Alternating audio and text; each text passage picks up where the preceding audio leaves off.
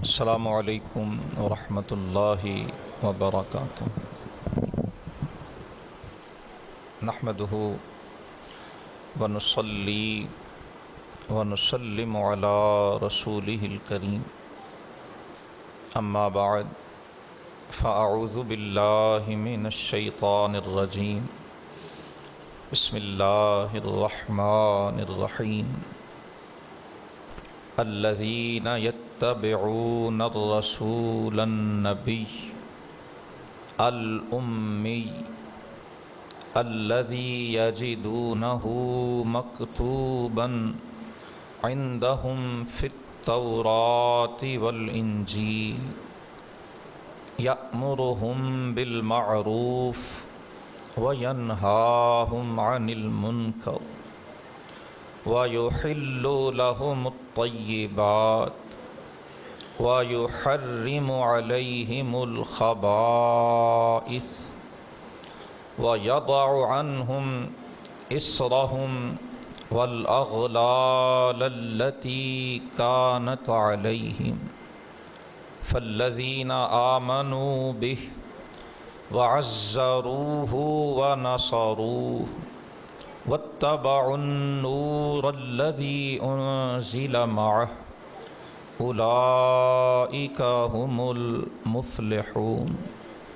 آمنت بالله صدق الله مولانا العلي العظيم وبلغنا رسوله النبي الكريم الأمين المكين الحليم الرؤوف الرحيم۔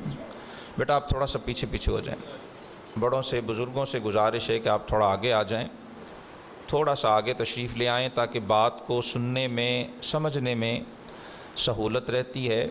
بچے ڈسٹرب ہوں گے، مجھے بھی ڈسٹرب کریں گے، آپ کو بھی بات سننے میں ذوق نصیب نہیں ہوگا۔ جزاک اللہ۔ تھوڑا گیٹ سے آگے آ جائیں گے، دروازے سے جو دوست بعد میں آئیں گے ان کو بھی سہولت رہے گی۔ اگلی طرف آ جائیں گے، سامنے آ کے بیٹھتے ہیں تو گفتگو کا ذوق بھی آتا ہے، اور جو بات کہی جاتی ہے اسے سمجھنے میں بھی انسان کو مدد ملتی۔ سب مل کر بآواز بلند اللہ کے حبیب صلی اللہ علیہ وسلم کی بارگاہ اقدس میں درود و سلام کا ہدیہ پیش فرمائیں۔ الصلاۃ والسلام علیک وعلی آلک واصحابک یا سیدی یا حبیب اللہ۔ الصلاۃ والسلام علیک یا سیدی یا نبی اللہ وعلی آلک واصحابک یا سیدی یا رحمت للعالمین۔ اللہ رب العالمین کا حکم یہ ہے کہ میری نعمتوں کا چرچا کیا کرو۔ سورہ ضحیٰ کی آخری آیہ مبارکہ کا یہ ترجمہ ہے، اما بنعمت ربک فحدث، کہ اپنے رب کی نعمت کا خوب چرچا کیا کرو۔ اب اللہ کی نعمت کیا ہے؟ ہم سب بطور مسلمان ایک ذی شعور انسان ہونے کے ناطے سب جانتے ہیں کہ اللہ کی نعمتیں بے شمار ہیں۔ ہمارے جسم پر موجود ایک رواں، یہ جو باریک بال ہوتے ہیں جلد پر، ان کو رواں کہتے ہیں۔ یہ ایک رواں جو ہے یہ اللہ کی بے مثال نعمت۔ ساری دنیا کی دولت بھی خرچ کر لے انسان، اللہ کی بنائی ہوئی اس ایک معمولی سی نعمت کا بھی نہ بدل بنا سکتا ہے، نہ اس کا شکر ادا کر سکتا ہے۔ ہمارا یہ سارا وجود یہ اللہ کی نعمت۔ اللہ نے جو ہمیں یہ دیکھنے کی صلاحیت دی ہے یہ اس رب کی نعمت، اور کتنی بڑی نعمت ہے۔ ساری دنیا کی رنگینیاں، ساری دنیا کی رونقیں، ساری دنیا کی رعنائیاں، یہ دل فریب نظارے، یہ مسحور کن مناظر، یہ سب کے سب اپنا معنی کھو بیٹھتے ہیں اگر انسان کو یہ دولت بینائی نصیب۔ اللہ نے یہ ایک آنکھ کی نعمت ہی اتنی بڑی عطا فرمائی ہے کہ اس کا کوئی مول ہی نہیں ہے۔ اللہ معاف فرمائے، جس کے پاس یہ نعمت نہیں کبھی اس سے پوچھ کے دیکھے۔ وہ ساری دنیا کی دولت خرچ کر کے بھی صرف ایک بار اس آنکھ سے اس دنیا کو دیکھنا چاہتا ہے، لیکن یہ آنکھ کی نعمت بے بہا ہونے کے باوجود بڑی محدود ہے۔ یہ زندگی تک ہے، جب تک انسان زندہ ہے تب تک اس نعمت کا فائدہ ہے، مرنے کے بعد انسان کے لیے یہ نعمت جو ہے یہ فائدہ مند نہیں رہتی۔ سننے کی نعمت اللہ کی بہت بڑی نعمت، بولنے کی نعمت، سمجھنے کی نعمت، فہم و شعور کی نعمت، انسان کے محسوسات کی نعمت، انسان کے سونگھنے کی نعمت۔ یہ جو مشام ہے، یہ جو سونگھنے کی حس ہے، ہمیں اس کا بھی اندازہ نہیں کہ یہ بھی اللہ کی کتنی بڑی نعمت ہے۔ ہم خوشبو کو سونگھ کے اپنے مشام جہاں کو معطر کرتے ہیں، اور بری بو جہاں سے آتی ہے ہم ناک کو بند کر لیتے ہیں، ہم وہاں سے دور ہٹ جاتے ہیں۔ یہ سونگھنے کی حس بھی اللہ کی نعمت ہے۔ ابھی اللہ معاف فرمائے، یہ جو کرونا کی بیماری پھیلی تھی، بہت سے لوگوں کی یہ حس متاثر ہوتی، ایک سمپٹم، ایک علامت تھی کہ اس شخص کو یہ مرض لاحق ہو گیا۔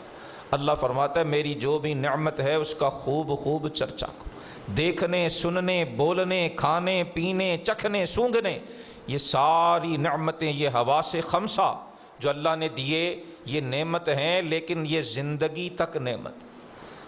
ایک نعمت اللہ کی ایسی بھی ہے جو اس دنیا کے وجود میں آنے سے پہلے بھی اللہ کی سب سے بڑی نعمت تھی۔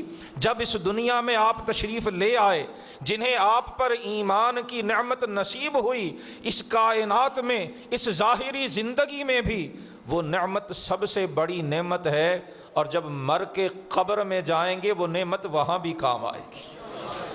قبر کی آسانیاں، قبر کی کشادگیاں، قبر کی نورانیتیں، قبر کی طلعتیں، قبر کی جلوہ گاہیں اور قبر کے اندر روشنیاں، وہ اسی نعمت محمدی کے صدقے میں نصیب۔ وہ ایسی نعمت ہے جو اس دنیا میں بھی سب سے عظیم ہے، جو قبر میں بھی کام آئے گی، جو میدان محشر میں بھی کام آئے گی۔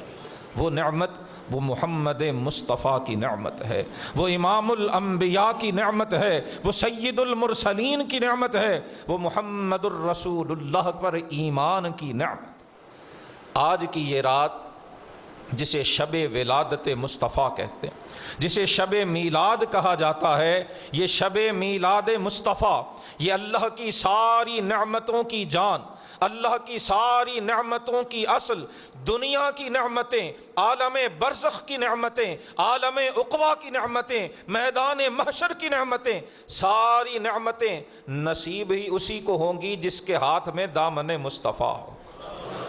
اور آج کی یہ رات اس دامن مصطفیٰ، اس دامن والے آقا کے دنیا میں آنے کی رات۔ اسی لیے بعض اہل محبت، اہل دل فرماتے ہیں کہ یہ رات شب میلاد مصطفیٰ، شب میلاد محمدی، فرمایا امت کے حق میں یہ شب قدر سے بھی بڑھ کر ہے۔ شب قدر، قرآن فرماتا لیلۃ القدر خیر من الف شہر، شب قدر 1000 مہینوں سے بہتر ہے۔ شب قدر کو یہ رتبہ کیوں نصیب ہوا ہے؟ اللہ نے خود ارشاد فرمایا انا انزلناہ فی لیلۃ القدر، شب قدر 1000 مہینوں سے بہتر، افضل، اعلیٰ اور خیر اس لیے کہلائی ہے کہ اس میں قرآن نازل ہوا ہے۔ اور شب میلاد مصطفیٰ وہ شب ہے جس میں صاحب قرآن دنیا میں آئے، وہ وجود مسعود نے اس دنیا کو رونق بخشی ہے جن کے قلب منور پہ اللہ نے قرآن کو نازل فرمایا۔ جس محمد مصطفیٰ کا صدقہ ہمیں قرآن نصیب ہوا ہے، یہ شب اس محمد مصطفیٰ کی آمد کی شب ہے۔ اللہ اکبر۔ اور اگر ہم یہ کہیں کہ یہ رات، یہ عظیم رات، یہ وہ ہے جس کا انتظار اس کائنات کو ہمیشہ سے تھا، یہ باعث تخلیق کائنات لمحات کی رات ہے، یہ اس عظیم لمحے کی رات ہے جس کے صدقے سے، جس کے توسل سے اللہ نے آسمانوں کو، زمینوں کو، انسانوں کو، جنات کو، عرش کو، کرسی کو، لوح کو، قلم کو اور ساری کائنات کو جس لمحے کے صدقے پیدا کیا ہے وہ میلاد محمدی کا لمحہ ہے۔ وہ آمد مصطفیٰ کا لمحہ ہے اور وہ رسول اللہ کی اس دنیا میں تشریف آوری کا لمحہ ہے۔ یہ عظیم رات اس لمحے کو اپنے دامن میں سموئے ہوئے۔ سو اس رات میں ہم جتنا بھی اللہ کا شکر ادا کریں وہ کم ہے، جتنا بھی اللہ کے اس احسان عظیم کا، جتنا بھی ساری نعمتوں کی جان نعمت آمد مصطفیٰ کا ہم شکر منائیں اتنا کم ہے۔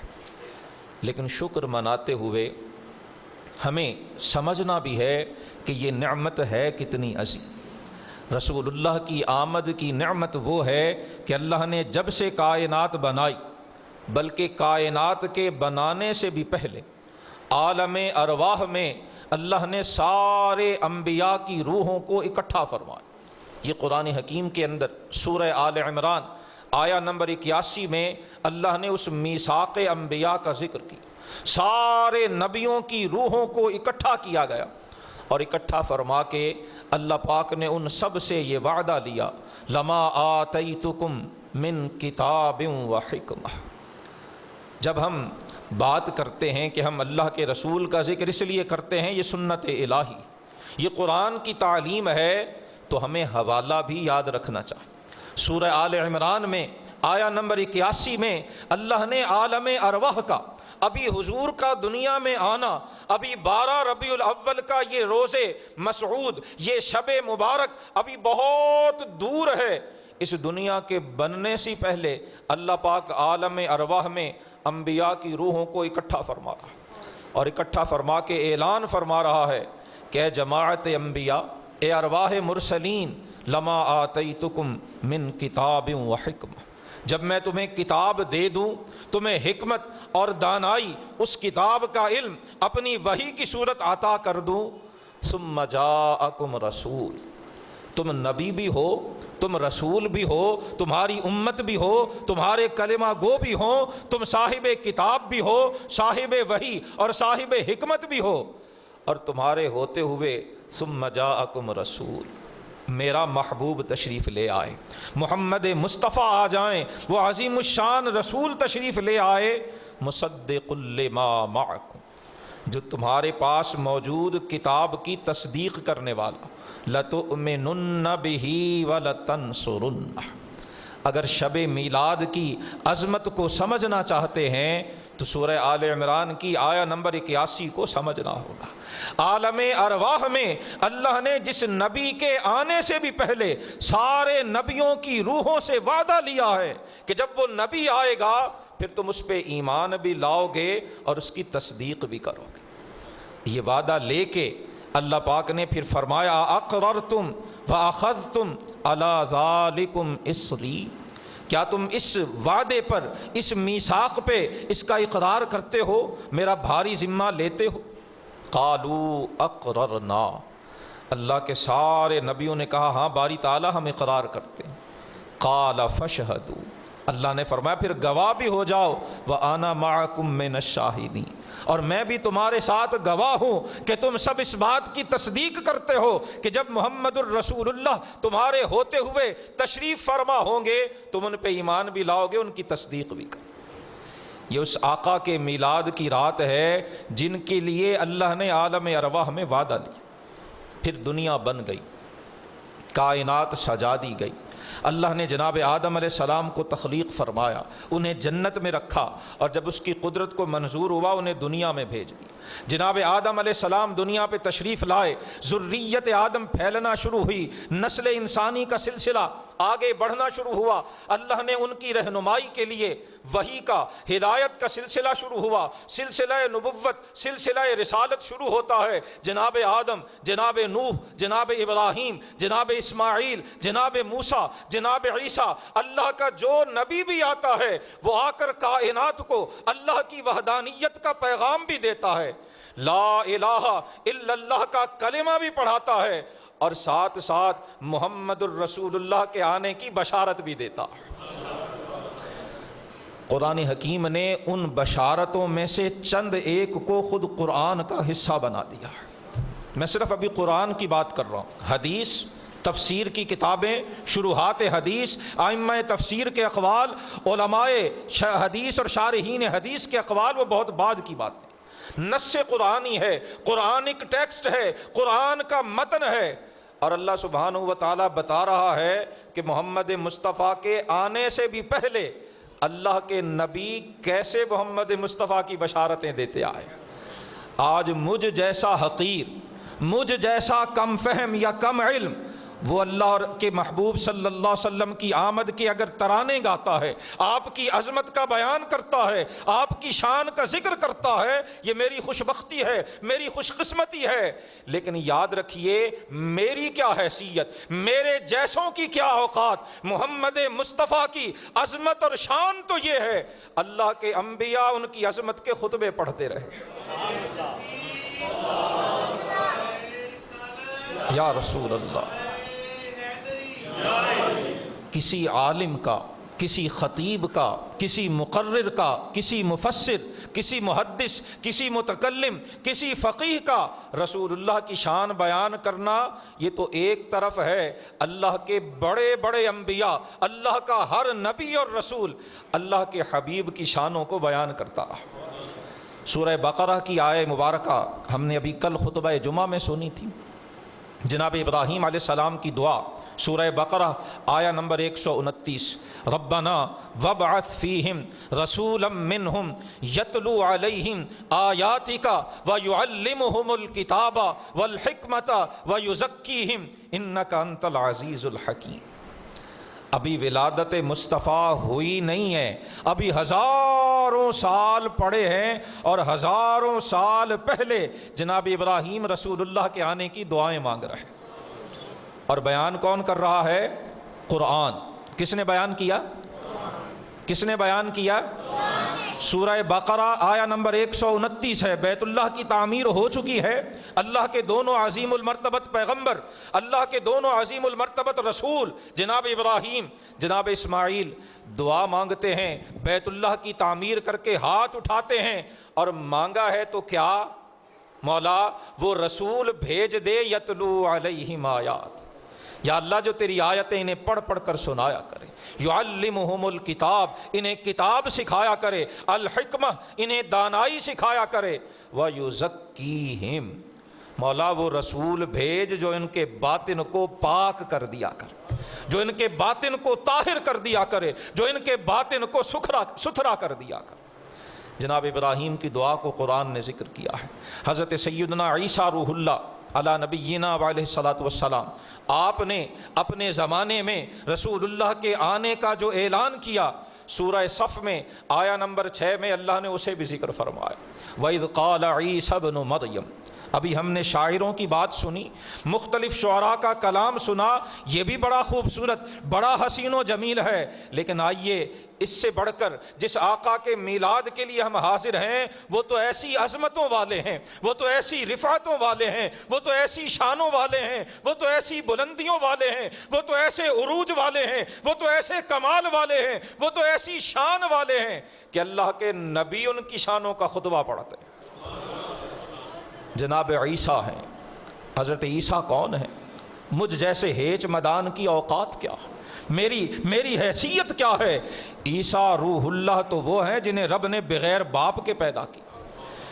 عیسیٰ روح اللہ تو وہ ہیں، یہ میں قرآن کی صرف کلمات عرض کر رہا ہوں، کوئی حدیث کا جملہ نہیں ہے، تفسیر کا قول نہیں ہے، کسی مفسر اور عالم کا قول نہیں، رب کے کلام ہدایت کی آیات کا ترجمہ عرض کر رہا ہوں۔ جناب عیسیٰ کی شان تو یہ ہے، مٹی سے پرندے کی مورت بنا کے پھونک مارتے ہیں، وہ کھلونا زندہ ہو کے اڑنا شروع کر دیتا ہے۔ ابھی ہم نے تعارف کروایا نا جی، مرزا صاحب ماشاءاللہ 24 چینل پہ آ کے نعت پڑھتے ہیں، وہ حضور کی نعت پڑھے تھے، یہ ایک تعارف ہے۔ آئیے میرے نبی کی نعت کس کس نے پڑھی ہے، رسول اللہ کی مدح کس کس نے کی ہے، رسول اللہ کی شانوں کا بیان کس کس نے کیا ہے، انبیاء کی جماعت میں سے کون ایسا فرد ہے جس نے رسول اللہ کی نعت نہ کہی ہو۔ جناب عیسیٰ کی شان تو یہ ہے، مادر زاد اندھے، جو اکمہ جسے قرآن نے کہا ماں کے پیٹ سے نابینا پیدا ہوتے ہیں، اور مفسرین نے لکھا ہے کہ ان کے چہرے پہ آنکھ کی جگہ بھی نہیں بنی ہوئی ہوتی تھی، یہ جیسے ہماری گال رخسار سپاٹ ہے، اس طرح ان کی آنکھ والی جگہ بالکل سپاٹ ہوتی تھی، نہ آنکھ کا یہ دائرہ بنا، نہ ان کی پلکیں بنی، نہ آنکھ کا ڈھیلا بنا، نہ اس کا سیاہ اور سفید حصہ بنا، اور نہ ان کے پاس بینائی ہوتی۔ ایسے مادرزاد جو ماں کے پیٹ سے نابینا پیدا ہوتے بارگاہ عیسیٰ میں لائے جاتے، جناب عیسیٰ علیہ السلام دست شفا پھیرتے، اللہ آنکھ کا حلقہ بھی بنا دیتا، اس میں ڈھیلا بھی بنا دیتا، سیاہ اور سفید حصہ بھی بنا دیتا، اور اس کے اندر اللہ دیکھنے کا نور بھی رکھ دیتا۔ برس کے کوڑ کے مریض جناب عیسیٰ کی بارگاہ میں لائے جاتے، ہاتھ پھیر کے پھونک مارتے، اللہ شفا عطا فرما دیتا۔ اور اس سے بھی بڑھ کر احیی الموتی باذن اللہ، مریض میں زندگی تو ہوتی ہے، مرض جتنا مرضی پیچیدہ ہو، جتنا مرضی بڑا ہو، جتنا مرضی تکلیف دہ ہو، مریض زندہ ہوتا ہے۔ اس ایسے پیچیدہ امراض کو اور مریضوں کو شفا یاب کرنا یہ بھی بڑی بات ہے، لیکن جناب عیسیٰ کی شان تو یہ ہے کہ وہ مردوں کو بھی زندہ کیا کرتے، وہ مردوں کو زندہ کرنے والے عیسیٰ ابن مریم اپنی قوم میں کھڑے ہوتے ہیں۔ سورہ صف ہے، آیت نمبر 6 ہے، اعلان فرماتے ہیں، اور اللہ رب العالمین ہماری ہدایت کے لیے، ہماری نصیحت کے لیے اور ہمیں بتانے کے لیے کہ تمہیں نعمت کون سی دی ہے۔ یہ جو پوچھتے ہیں نا کہ اتنی خوشیاں کیوں، یہ جھنڈیاں کیوں، یہ چراغاں کیوں، یہ پھول کیوں، یہ مہکتے ہوئے گلاب کیوں، اور یہ جلسے اور یہ جلوس کیوں؟ آؤ میں بتاؤں، یہ اس لیے کہ اللہ نے ہمیں بتایا ہے کہ جو نبی تمہیں دیا ہے اس کی شانیں کیا ہیں۔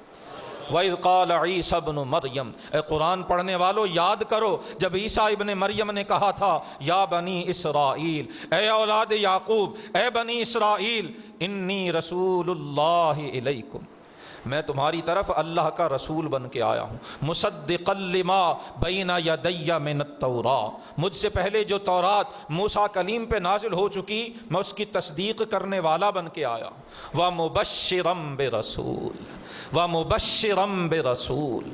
اور یہاں ٹھہر کر یہ بھی سمجھ لیجئے کہ مورخین نے جو ایک محتاط اندازہ ذکر کیا ہے کہ رسول اللہ کی ولادت اور حضرت عیسیٰ علیہ السلام کا زمانہ، اس میں کم از کم 570 سال کا فاصلہ۔ کتنا فاصلہ؟ بلند آواز سے کتنا؟ 570 سال۔ اب دیکھیے قرآن فرما رہا ہے یہ کم از کم ہے، اس سے زیادہ بھی ہو سکتا ہے، کم از کم 5 صدیاں، پونے 6 صدیاں پہلے ابھی محمد مصطفیٰ کی ولادت نہیں ہوئی ہے، ابھی کسرائے فارس کے محل کے کنگرے نہیں گرے ہیں، ابھی ایران کے آتش کدوں کی آگ نہیں بجھی ہے، ابھی جناب عبداللہ کی پیشانی میں جگمگاتا ہوا وہ نور محمدی رحم آمنہ میں منتقل نہیں ہوا ہے، ابھی جناب آمنہ نے کائنات کے سب سے مسعود، سب سے مبارک، سب سے مقدس، سب سے مطہر، سب سے مزکا، سب سے اعلیٰ، سب سے اشرف وجود کو ابھی اس دنیا میں انہوں نے جنم نہیں دیا ہے۔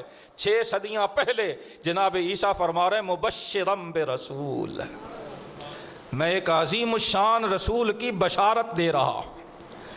میرے بھائیوں، کسی کے ہاں خوشی ہوتی ہے تو کون بشارت دیتا ہے؟ کسی کا بھائی خوشخبری سناتا ہے، کسی کا باپ خوشخبری سناتا ہے، کسی کا جو ہے وہ چچا، کسی کا تایا، کسی کا ماموں، کسی کا عزیز، کسی کا رشتہ دار خوشخبریاں سناتا ہے۔ اور قربان جائیں آمنہ کے لال پہ، اور سارے خوشخبریاں دیتے ہیں پیدائش کے بعد۔ میلاد محمدی کا اعجاز یہ ہے پونے 6 صدیاں، 571 سال پہلے عیسیٰ روح اللہ بشارتیں دے رہے ہیں، مبشرم برسول۔ کیا یہ کوئی عام ولادت ہے؟ کیا یہ کوئی عام رات ہے؟ کیا یہ کوئی عام واقعہ ہے جس کی خبر، جس کی بشارت جناب عیسیٰ 6 صدیاں پہلے دے رہے ہیں؟ اور یہاں رک کر یہ بھی سمجھیے، میری یہ کوشش ہوتی ہے ہمیشہ کہ ہم قرآن حکیم کو زیادہ سے زیادہ سمجھنے کی کوشش کریں، اور یاد رکھیے ہماری کامیابی کی جو ضمانت ہے وہ قرآن ہے، اور آج کی جو رات ہے اس رات پہ تشریف لانے والے محمد الرسول اللہ کا قیامت تک باقی رہنے والا معجزہ بھی قرآن ہے۔ قرآن پڑھیے، قرآن پڑھیے، قرآن پڑھیے، قرآن حق ہے، قرآن ہدایت ہے، قرآن حکمت ہے، قرآن نصیحت ہے، قرآن دلوں کو نور بخشتا ہے، قرآن دماغ کو اجالے بخشتا ہے، قرآن دماغ کی تاریکیوں کو، شکوک و شبہات کو یقین کا نور عطا کرتا ہے۔ قرآن حکیم کا یہ انداز ہے، قرآن حکیم کا یہ اسلوب ہے کہ قرآن حکیم ہر واقعے کو بیان نہیں کرتا۔ خود رسول اللہ کی حیات طیبہ، جن کے قلب مطہر پہ قرآن نازل ہوا ہے، ان کی زندگی کا ہر واقعہ بھی قرآن میں بیان نہیں ہوا۔ یقیناً آپ کی زندگی کا بہت بڑا حصہ قرآن نے اپنے صفحات میں سمو لیا، لیکن یہ حقیقت ہے جس سے ہر معمولی سا طالب علم بھی آگاہ ہے کہ قرآن حکیم ہر واقعے کو بیان نہیں کرتا۔ انبیاء سابقین کے حوالے سے بھی اسلوب قرآن یہی ہے۔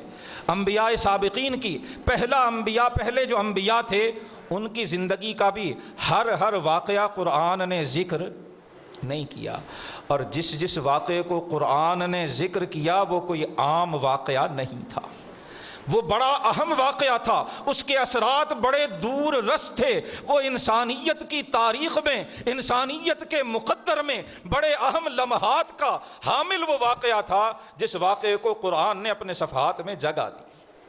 جناب عیسیٰ روح اللہ علیہ السلام کی زندگی کا ہر واقعہ قرآن نے بیان نہیں کیا۔ آپ کے معجزات کا بھی ذکر کیا، آپ کی بغیر باپ کے پیدائش کا بھی ذکر کیا، آپ کی والدہ پہ لگنے والے الزامات کو بھی دور کیا، آپ کی عظمت اور شان کا بھی بیان کیا، اور اس کے ساتھ ساتھ جناب عیسیٰ نے جو محمد الرسول اللہ کی بشارت دی تھی اس کو بھی اپنا حصہ بنایا۔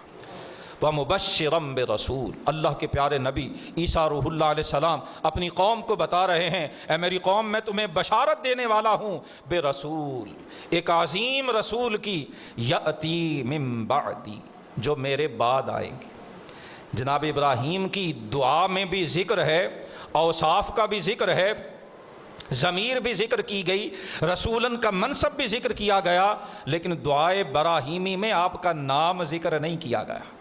اور بشارت عیسوی، جناب عیسیٰ علیہ السلام کی بشارت کی خصوصیت یہ ہے کہ آپ کے دنیا میں آنے سے بھی 600 سال پہلے کوئی خطیب نہیں، کوئی شاعر نہیں، کوئی مقرر نہیں، کوئی ولی نہیں، کوئی قطب نہیں، کوئی ابدال نہیں، کوئی غوث نہیں، کوئی صحابی نہیں، اللہ کا نبی آخر الزمان کی ولادت کی بشارت بھی دیتا ہے اور ان کا نام بھی لوگوں کو بتاتا ہے۔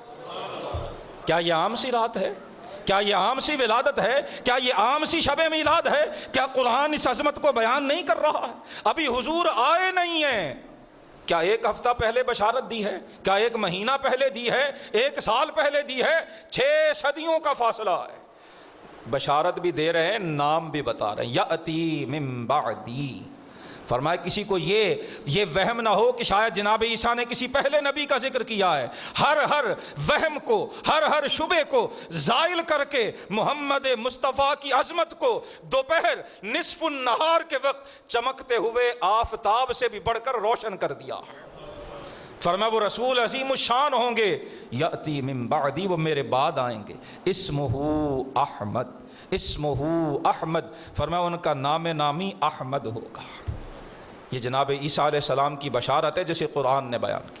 اب آئیے اس آیت کی طرف جو میں نے تلاوت کی۔ میں قرآن پڑھ رہا ہوں، قرآن کی آیتیں پڑھ رہا ہوں اور بتا رہا ہوں کہ رسول اللہ کی شان کیا ہے، سمجھانے کی کوشش کر رہا ہوں کہ اس رات کی عظمت کیا ہے۔ اور یاد رکھیے بطور طالب علم میرا اتنا ہی کام ہے کہ میں حقیقت کو آپ کے سامنے رکھ دوں۔ زبردستی منوا لینا یہ تو اللہ نے اپنے پیغمبر کی ذمہ داری بھی نہیں لگائی۔ اور دوسرا یہ بھی یاد رکھیے کہ ضروری نہیں کہ جس بات کی دلیل دے دی جائے اسے ہر کوئی مان بھی لے، جس چیز کا ثبوت فراہم کر دیا جائے اسے ہر ایک تسلیم بھی کر لے۔ مان لینا الگ بھی چیز ہوا کرتی ہے، ہاں دلیل دے دینا، ثبوت دے دینا یہ ہماری ذمہ داری ہے۔ اگر صرف دلیل سے ہر کوئی مان جاتا تو ابو جہل نہ رہتا۔ کیا رسول اللہ سے بڑھ کر بھی کوئی حق کی دلیل دے سکتا ہے؟ جن کا سراپا اطہر اللہ کی وحدانیت کی دلیل تھا، کیا محمد مصطفیٰ کے کردار سے بڑھ کر بھی کوئی دلیل ہے؟ کیا قرآن سے بڑھ کر بھی کوئی دلیل ہے؟ ابو جہل نے، مشرکین مکہ نے یہ ساری دلیلیں دیکھی تھی لیکن مانا نہیں۔ ہمارا کام دلیل دینا ہے، ماننا یا نہ ماننا، ماننے کی توفیق ملنا یا نہ ملنا، یہ تو اللہ کی تقسیم ہے، یہ اس مالک کی تقسیم ہے، وہ کسے ماننے کی توفیق دیتا ہے اور کسے اس نعمت سے محروم رکھتا ہے۔ اللہ کا قرآن ہے، سورہ اعراف ہے، آیہ نمبر 157 ہے جو میں نے تلاوت کی ہے۔ اللہ پاک نے کس شان سے اپنے محبوب کا ذکر کیا ہے۔ آیہ نمبر 156 جو اس سے متصل پچھلی آیت ہے، اس میں جناب موسیٰ علیہ السلام کا یہودیوں کا ذکر ہے، اور جناب موسیٰ اللہ سے اس کی رحمت مانگتے ہیں۔ اللہ پاک فرماتا ہے فَسَأَكْتُبُهَا، جناب موسیٰ رحمت آپ کے حصے میں بھی آئے گی، آپ کے پیروکاروں کو بھی جو سچے ہیں ان کو ملے گی، اور میں اس رحمت کو ان کے لیے لکھ دوں گا، ان کا مقدر بنا دوں گا، لِلَّذِينَ يَتَّقُونَ، جو صاحب تقوی ہوں گے، جو نیکی پر کاربند ہوں گے، انہی کو رحمت الہی نصیب ہوگی۔ اگلی آیت میں اس کو مزید اجاگر کیا کہ اللہ کی رحمت کے حقدار کون ہوں گے، الذین یتبعون الرسول، فرمایا رحمت الہی ان کا مقدر بنے گی جو الرسول کی پیروی کریں گے، النبی جو النبی کی پیروی کریں گے، الامی جو الامی کی پیروی کریں گے، الذی یجدونہ مکتوبا عندہم فی التوراۃ والانجیل۔ یہ قرآن کی آیت ہے، سورہ اعراف ہے، 9واں پارہ ہے، آیت نمبر 157 ہے۔ اللہ دنیا والوں کو بتا رہا ہے کہ میری رحمت کن کا مقدر ہوگی، فرمایا ان کا مقدر بنے گی جو رسول، جو نبی، جو امی کی پیروی کریں گے، الذی یجدونہ مکتوبا عندہم فی التوراۃ والانجیل۔ وہ نبی امی کون سے ہیں؟ فرمایا جنہیں وہ لکھا ہوا پاتے ہیں، عندہم اپنے پاس، فی التوراۃ والانجیل۔ تورات یہ وہ کتاب ہے جو جناب موسیٰ پہ نازل ہوئی، اور انجیل وہ ہے جو جناب عیسیٰ پہ نازل ہوئی۔ گفتگو اور جو سیاق کلام ہے، خطاب جناب موسیٰ سے ہے، جناب موسیٰ سے خطاب کرتے ہوئے اللہ پاک جناب موسیٰ کو بتا رہے ہیں، اور جناب موسیٰ کا زمانہ حضرت عیسیٰ سے بھی بہت پہلے کا ہے، گویا یہ رسول اللہ کی دنیا میں آمد سے ہزاروں سال پہلے کی بات ہے، اور اللہ پاک ہزاروں سال پہلے جناب موسیٰ سے فرما رہا ہے وہ نبی، وہ امی، وہ رسول جس کا ذکر یہ لکھا ہوا اپنے پاس تورات میں بھی پائیں گے، انجیل میں بھی پائیں گے۔ تورات اور انجیل میں جن کا نام نامی، اسم گرامی، جن کے اوصاف جمیلہ، جن کے فضائل حمیدہ، جن کے حسن و جمال کا تذکرہ، جن کے فضل و کمال کا تذکرہ ہم نے کتب سابقہ میں رکھ دیا ہے، جو اس نبی امی کی پیروی کریں گے وہی رحمت کے حقدار۔ ایک صفت یہ بڑھائی کہ مکتوباً فی التوراۃ والانجیل، جس سے پتہ چل گیا کہ رسول اللہ کا ذکر اس سے بھی پہلے جو کتابیں تھیں ان سب میں کیا گیا ہے۔ اور پھر اس کے بعد حضور کے مزید اوصاف سورہ اعراف کی اس آیہ مبارکہ میں ذکر کیے گئے۔ فرمایا یأمرہم بالمعروف، وہ نبی، وہ رسول، وہ امی جن کا ذکر تورات و انجیل میں ہے، وہ بھلائی کا حکم دیتے ہیں۔ ینہاہم عن المنکر، وہ بے حیائی اور برائی سے روکتے ہیں۔ یضع عنہم اسرہم، وہ جب تشریف لائیں گے تو اپنی امت سے بوجھ دور کر دیں گے۔ والاغلال، ان قیدوں کو، ان زنجیروں کو، ان حلقوں کو توڑ دیں گے، کانت علیہم، جو پہلی امتوں پہ پڑے ہوئے تھے۔ کن بوجھوں کو حضور نے دور کیا؟ کون سی زنجیریں توڑی ہیں؟ علماء فرماتے ہیں اس سے مراد وہ سخت احکام ہے جو پہلی امتوں پر تھے۔ کون سے سخت احکام تھے؟ یا مفسرین نے چند مثالیں لکھی ہیں کہ پہلی امتوں میں سے بعض پر یہ چیز لازم کر دی گئی کہ ان سے گناہ ہو جاتا، توبہ کرنا ہوتی تو طریقہ یہ تھا کہ اپنے آپ کو قتل کر دیں۔ سورہ بقرہ میں بنی اسرائیل کا ذکر کیا گیا کہ جب انہوں نے اللہ کی بارگاہ میں توبہ کی تو انہیں حکم ہوا فَاقْتُلُوا أَنفُسَكُمْ، اپنی جانیں اپنے ہاتھوں سے لو، خود کو قتل کرو، تب تمہاری توبہ بارگاہ الہی میں قبول ہوگی۔ سورہ اعراف میں محمد عربی کی شان یہ بتائی گئی ہے کہ وہ پہلی قوموں پر پڑے ہوئے جو بوجھ تھے انہیں ہٹانے کے لیے آئے ہیں۔ پہلی امتوں کو توبہ کی قبولیت کے لیے اپنی جان دینا پڑتی تھی، اور امت مصطفیٰ کو اعلان ہے تنہائی میں بیٹھ کر ایک بار سچے دل سے اپنے رب کی بارگاہ میں استغفار پڑھو، رب تمہاری توبہ کو قبول کر لے گا۔ یہ نبی التوبہ کا صدقہ ہے کہ بندہ مسلم کی آنکھ سے بہنے والے آنسو اس کی گناہوں کو حرف غلط کی طرح مٹا کے رکھ دے۔ ہاں اللہ کے رسول نے تفصیل بتائی کہ جو حقوق العباد کا معاملہ ہے وہ اپنی جگہ دیکھا جائے، حقدار کو اس کا حق دیا جائے گا۔ ہاں جو بندے اور رب کے مابین معاملات ہیں، جو حقوق اللہ ہیں، اگر سچے دل سے توبہ کرے، اپنے آپ کو قتل کرنے کی ضرورت نہیں، محمد عربی کا صدقہ اللہ توبہ کو قبول فرما لیتے۔ پہلی امتوں کے لیے مال غنیمت حلال نہیں تھا، حضور کا صدقہ، آج کی رات کائنات میں تشریف لانے والے الرسول النبی الامی کا صدقہ اللہ نے مال غنیمت کو حلال کر۔ اور اس سے بھی بڑا احسان اللہ کے رسول کی بعثت کا یہ ہے کہ پہلی قوموں میں سے بعض کے ساتھ یہ معاملہ ہوتا تھا کہ جب ان میں سے کوئی گناہ کرتا تھا تو اس کی پیشانی پر اور گھر کے دروازے پر وہ گناہ لکھ دیا جاتا۔ اللہ کے فرشتے غیب سے آ کر پیشانی پر اور اس کے دروازے پہ لکھ دیتے تھے کہ اس نے فلاں گناہ کیا ہے۔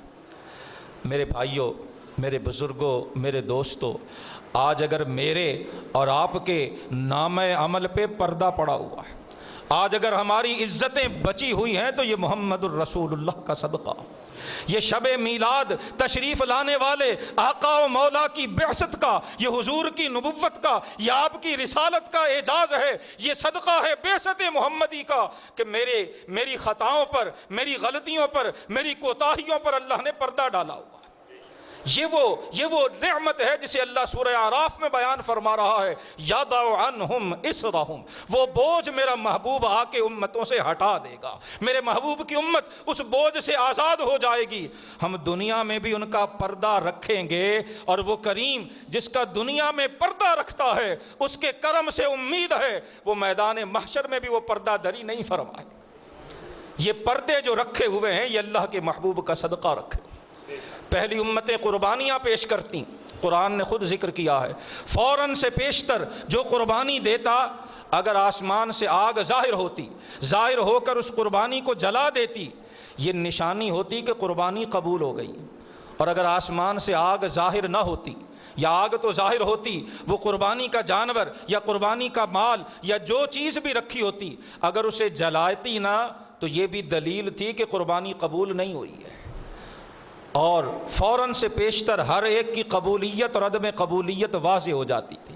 آج اللہ نے پردے رکھے ہوئے ہیں، آج ہم سب قربانیاں دیتے ہیں، اللہ پاک اپنے کرم سے اور اپنے کرم والے محبوب کا صدقہ اللہ کسی کی پردہ دری نہیں فرماتا ہے۔ اللہ پاک کسی کے بارے میں اس دنیا میں ظاہر نہیں فرماتا قبول کس کی ہوئی ہے، رد کس کی ہوئی، اسے میدان محشر پہ چھوڑ دیا گیا۔ ہمیں موقع دے دیا گیا کہ سچے دل سے تائب ہو جاؤ، وہ مجیب الدعوات سب کی عبادتوں کو قبول فرماتا۔ یَضَعُ عَنْهُمْ إِصْرَهُمْ وَالْأَغْلَالَ الَّتِي كَانَتْ عَلَيْهِمْ، یہ قیدیں، یہ زنجیریں، یہ بوجھ جو پہلی امتوں پہ پڑے ہوئے تھے، بعثت محمدی کا صدقہ اللہ نے ان بوجھوں کو دور کر دیا ہے۔ ہماری گردنیں آزاد ہو گئی ہیں، ہماری پیٹھ ہلکی ہو گئی ہے، اللہ نے ہمارے پردے رکھ لیے، اور یہ پردے اس رات کا صدقہ اللہ نے رکھے۔ آیہ مبارکہ میں فرمایا فَالَّذِينَ آمَنُوا بِهِ، اتنی شانوں والا نبی جو آپ پر ایمان لائے، وَعَزَّرُوهُ، آپ کی تعظیم کرے، وَنَصَرُوهُ، آپ کی مدد کرے، وَاتَّبَعُوا النُّورَ الَّذِي أُنزِلَ مَعَهُ، اور اس نور کی پیروی کرے جو آپ کے ساتھ اتارا گیا، یعنی قرآن۔ أُولَئِكَ هُمُ الْمُفْلِحُونَ، فرمایا کامیابی اسی کا مقدر بنے گی جس کے یہ اوصاف ہوں گے۔ آج کی رات جہاں اللہ کے اس عظیم احسان، اس عظیم نعمت، ساری نعمتوں کی جان کا شکر ادا کرنے کی رات ہے، وہیں ہم سے یہ کچھ ذمہ داریوں کا تقاضا بھی کرتی۔ سورہ اعراف کی اس آیت میں بھی اللہ پاک نے فلاح کے لیے، کامیابی کے لیے، سرخ روئی کے لیے، رضائے الہی کے لیے اور حقیقی کامیابی کے لیے شرط یہ رکھی ہے کہ حضور پر ایمان بھی لایا جائے، حضور کی تعظیم بھی کی جائے، اور ساتھ ساتھ آپ کی اتباع بھی کی جائے، آپ کی پیروی بھی کی جائے۔ جو قرآن آپ لے کر آئے ہیں اس قرآن کو صرف چوما نہ جائے، اسے صرف پڑھا نہ جائے، اسے اپنی زندگیوں میں اپنایا بھی جائے۔ آج میلاد کی رات یہ خوشیاں مناتے ہوئے ہم نے یہ بھی دیکھنا ہے، اپنے آپ سے پوچھنا ہے کہ آج ہم نے قرآن پہ عمل کتنا کیا ہے۔ قرآن فلاح کی شرط یہ ذکر کرتا ہے واتبعوا النور الذی انزل معہ، کامیابی اور فلاح ان کے حصے میں آئے گی جو اس نور کے پیروکار بنیں گے، جو اس نور کی پیروی کریں گے، جو اس نور کو اپنی ذاتی، اپنی انفرادی، اپنی گھریلو، اپنی معاشی، اپنی کاروباری، اپنے بازار کی، اپنی ملی، قومی، اجتماعی ساری زندگی پہ اس نور کو نافذ کریں گے تو انہیں فلاح نصیب ہو۔ آج ہمیں یہ شب میلاد دعوت فکر بھی دیتی کہ ہم دیکھیں ہم حضور پر اتارے گئے نور قرآن پر کتنا عمل کرتے ہیں۔ شفا کے اندر الشفا بتعریف حقوق المصطفیٰ، حضور کی سیرت، آپ کی شان، آپ کی عظمت، آپ کی فضیلت، آپ کے محامد و مناقب کی بڑی خوبصورت کتاب، علامہ قاضی ایاز مالکی رحمۃ اللہ تعالی علیہ صحابی رسول کا قول، حضرت عبداللہ بن مسعود کا قول ذکر فرماتے ہیں۔ حضرت عبداللہ بن مسعود فرماتے ہیں کہ جو شخص یہ دعویٰ کرتا ہے کہ مجھے رسول اللہ سے پیار ہے، فرمایا اسے چاہیے دیکھے اس کا قرآن سے تعلق کتنا ہے۔ فرمایا جس کا قرآن سے جتنا تعلق مضبوط ہوگا اتنا ہی اس کا رسول اللہ سے پیار سچا ہوگا، اور اگر قرآن سے تعلق کمزور ہے، قرآن سے تعلق ضعیف ہے، قرآن سے تعلق جو ہے وہ ہمارا ڈھل مل ہے، تو پھر رسول اللہ کا پیار بھی سچا نہیں ہو سکتا۔ آج کے اس پرفتن دور میں دین کے بارے میں شکوک و شبہات بڑھ رہے ہیں۔ اسلام کے واضح احکام، وہ سود کے بارے میں ہوں، وہ کاروبار کے بارے میں ہوں، وہ تجارت کے بارے میں ہوں، وہ پردے کے بارے میں ہوں، وہ حجاب کے بارے میں ہوں، وہ نماز کے بارے میں ہوں، وہ زکوٰۃ کے بارے میں ہوں، وہ حج کے بارے میں ہوں، وہ حقوق العباد کے بارے میں ہوں، وہ ماں باپ کے بارے میں ہوں، وہ پڑوسیوں کے بارے میں ہوں، وہ کاروباری ساتھیوں کے بارے میں ہوں۔ آج ان احکام پہ ہمارا جو یقین ہے وہ کمزور ہوتا چلا جا رہا ہے۔ یہ شب میلاد، یہ عظیم رات ہم سے متقاضی ہے، ہم سے یہ تقاضا کرتی ہے کہ ہم اپنے اس ایمان کو پختہ کریں، رسول اللہ کی ذات پہ اتارے گئے اس نور کی تعلیمات سے ہم اپنے من کو، اپنے اندر کو روشن کریں۔ اگر ہمارا اندر روشن نہیں ہے تو پھر یاد رکھیے گا یہ باہر کا چراغاں ہمیں فائدہ نہیں دے گا۔ گھر سجائیے، ضرور سجائیے، رسول اللہ کی آمد پہ گھر سجانا یہ اللہ کی نعمت اور اللہ کے اس عظیم احسان کا شکرانہ ہے، لیکن گھر سجانے کے ساتھ ساتھ دلوں کو بھی سجائیے۔ ظاہر کو سجانے کے ساتھ ساتھ اپنے باطن کو بھی سجائیے۔ ظاہر اور میرا گھر ان لائٹوں سے سجتا ہے، اور میرا دل، میرا باطن، میرا ضمیر، میرا اندر وہ رسول اللہ کی اتباع سے سجتا ہے، وہ رسول اللہ کی اطاعت سے سجتا ہے، وہ قرآن کی تعلیمات پر عمل سے سجتا ہے، اور قرآن نے فلاح کے لیے اس عمل کو لازمی، اساسی اور بنیادی شرط قرار دیا ہے۔ آئیے آج کی اس بابرکت رات میں، شب میلاد محمدی میں، اللہ کی بارگاہ میں ہم اپنی جھولیاں، اپنے ہاتھ، اپنے دلوں کے کشکول پھیلا کر یہ التجا کریں کہ مالک ہمارے دلوں کو نور قرآن سے منور فرما دے، ہمارے باطن کو قرآن کے نور سے روشن کر دے۔ مولا ہماری نسلوں کو، ہمارے نوجوانوں کو، ہماری بیٹیوں کو، ہمارے بچوں کو، ہمارے بیٹوں کو یا اللہ قرآن پر یقین کامل عطا فرما دے۔ الہی ان کے دل و دماغ کو قرآن سے جوڑ دے، صاحب قرآن سے جوڑ دے۔ رسول اللہ کی جو شان قرآن نے بیان کی، جو حدیث نے بیان کی، جو خود رسول اللہ کی زبان نے بیان کی، مولا اس شان کو ان کے قلب و ذہن میں اجاگر فرما دے۔ ان کی جوانیوں کی مولا حفاظت فرما دے، ان کی حیا کی حفاظت فرما دے، ان کے ایمان کی حفاظت فرما دے، اور مولا ہمارے دلوں کو رسول اللہ کا مدینہ بنا دے۔ ہماری سیرت کو، ہمارے کردار کو اللہ خلق محمدی سے آراستہ پیراستہ فرما دے۔ ہماری اس حاضری کو اپنی بارگاہ میں قبول فرما لے۔ وآخر دعوایا ان الحمد للہ رب العالمین۔